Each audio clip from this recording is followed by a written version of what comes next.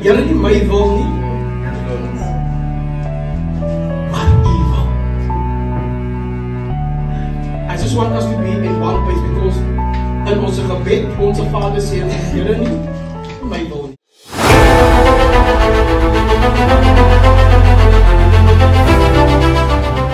Julle nie uit my eie wysheid nie, nie uit my insig nie, nie uit my not out of my knowledge, Father Lord, but I pray that I will always speak, Father Lord, what your Holy Spirit declared and what your Holy Spirit decreed. And I speak, Father Lord, out of the depths of the revelation of your word, in Jesus' name. Amen. Okay. Now, before I want to start, I first want to lay this before you. Not my will, but your will be done.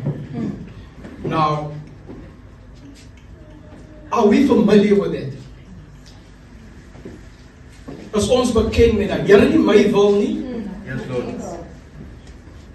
maar U wil.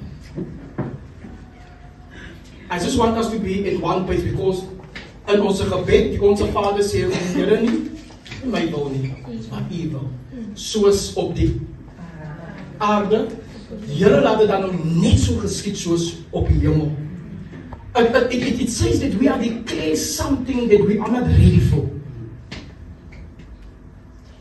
But we're going to clarify that quickly how important it is for the will of God or the will of Christ to be established. It's important. Nou die woord van die Here sê, Jesus went out as usual to the Mount of Olives and his disciples followed him. On reaching the place, he said to them, pray that you will not fall into temptation. The word of God says he would draw about a stone throw behind him and kneel down and pray. And he said the following words, Father, if you are willing to take this cup from me, pause, comma, breathe. If you are willing to take this cup away from me, which I know God is all willing to do it. And we can quote this scripture because God is all willing. But here is Jesus asked him, if you are willing, my Father, to take this cup away from me. And the comma say that he pauses, and then the following say, yet not my will. Then he pauses. He said, Lord, if you are willing. And then he stands back and he's waiting. And this is what Jesus says in prayer. Amen. There's a word of God says, say this in prayer. And he said, take this cup from me, yet not my will, but yours be done. And then the word said, and an angel from heaven appeared to him and strengthened him, and being in anguish, it means in deep pain, he prayed more earnestly, and his sweat was like drops of blood falling from the ground. Now, we understand that Abram needed to bring an offer. And when I look at Abram and I look at how God illustrates one thing, he first gave Abraham and said, take your only son. And then John 3 verse 16 says, his only begotten son. It means there is a relation between the two scriptures, but I'm not going to go into them. I'm not going to confuse anybody today. But the word of God says, and I first want to start with this, before anything of this, while he was praying and while he was praying, he said, but your will be done. But in the meantime, there was a betrayal also coming. Remember, hulle die Here oorgegee, Judas gee die Here oor in 'n soen. En ons gaan nie praat van die geld wat hy geoffer het nie. Now let me quickly highlight Judas for you. The same Judas has stood under the teaching of Christ. Amen. The same Judas that betrayed Christ have seen miracles. En behalwe sê Judas was daar toe die Here manne en vroue uit die dood uit opgewek het. Judas was daar by die was dit 5 broodjies en die 3 visse. Hy was daar gewees. He have seen everything that Jesus have done. But yet he betrayed him. Ek wil nie gaan te baie nou wil gaan met betrayal nie. Kom ons los maar daai. But with one kiss, met een soen, was die Here oorgelewer aan die dood. The same person that had the greatest knowledge, they can speak better about Christ, they can speak better about the Son, went and betrayed the Christ. Now I want to come to the place where he said, yet not my will, but yours be done.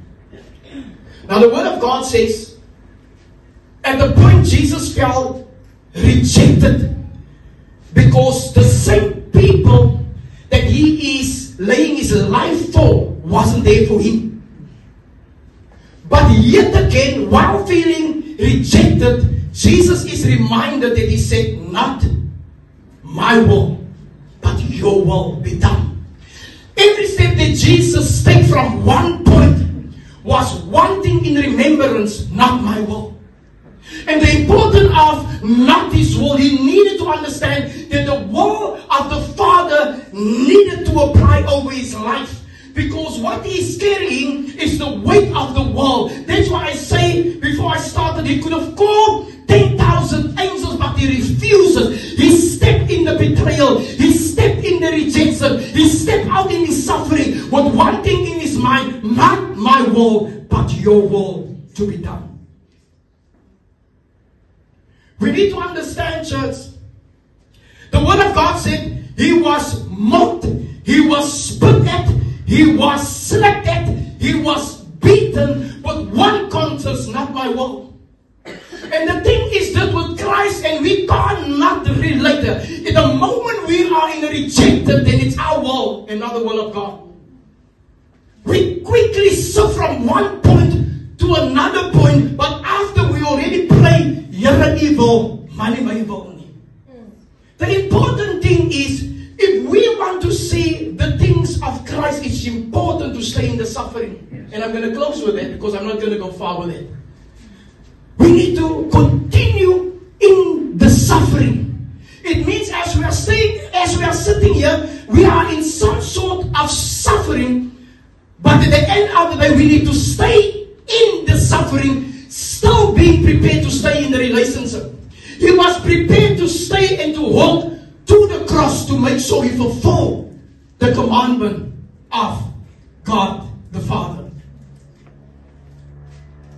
Then the word of God says he experienced physical pain, emotional distress, and spiritual suffering. It means the feeling of abandon from the Father during crucifixion. I'm going to highlight this there.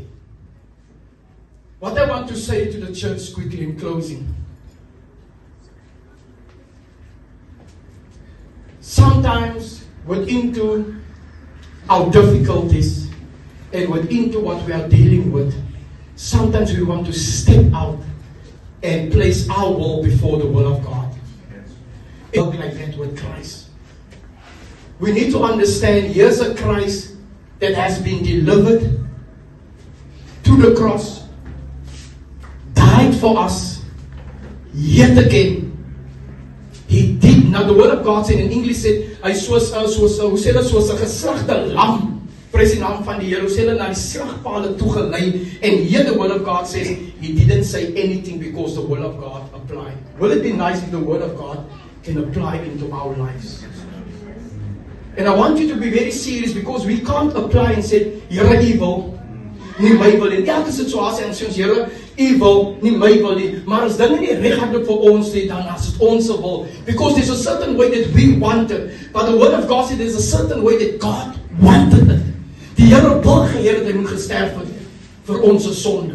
Die Here wil gehad het hy moet gesterf vir ons sodat ons genesing kan kry. With other words, there was a fulfillment on the cross, and we are sitting here, we are the fulfillment of the cross. En toe hy gesê het, Here, dit is voldoen, dit is volbring, toe die woord van die Here sê, en hy blaas sy laaste asem uit, was alles volbring, and here we are sitting because of the cross. We are at the Resurrection Sunday. Ons is by die opstanding, prys die naam van die Here. Ek wil vir iemand net aanmoedig. Come we apply the will of God into our lives.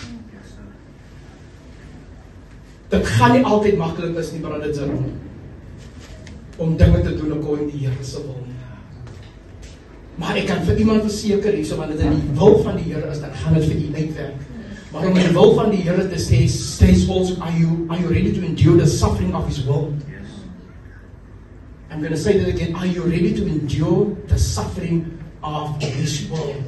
The other thing is this, will you apply to the things of His will, even if you feel rejected, even if you feel weak, even if God doesn't answer you, will you still apply to His will?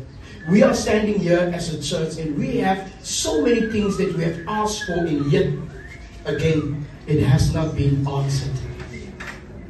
But yet again, I know God will fulfill every prayer. But we need to stay at the place. Ons kan nie een tyd dan as ons in die plek waar ons wil dien nie, en in die ander plek prys die naam van die Here, dan ons gaan nie 'n klein bietjie opgee nie. Want remember, you want His will to apply, so you need to comply with everything that goes with His will. His will doesn't give 50%, His will give 100% that wants to come. So when we pray again,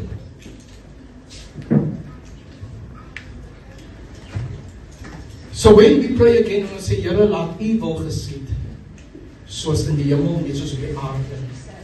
Wees dan reg vir die wil van die Here om te geskied.